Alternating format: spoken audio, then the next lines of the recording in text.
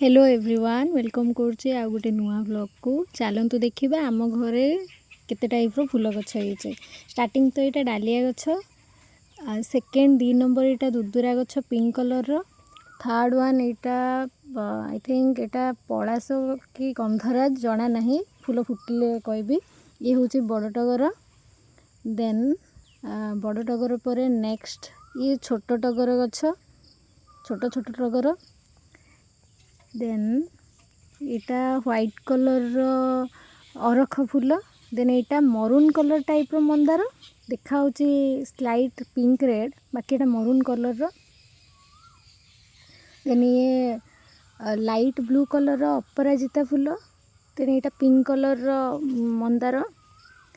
तापर चलतु देखा ये हूँ घिया कलर मंदार फूल, देन ये फूल गछर नाम मत जना नहीं है बहुत सारा।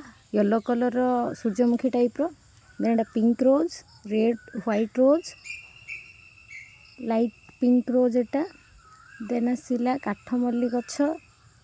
ये फूलर नाम आपण मैंने जदि जानी कमेंट बॉक्स रे जणातु। रहिली जय श्री जगन्नाथ।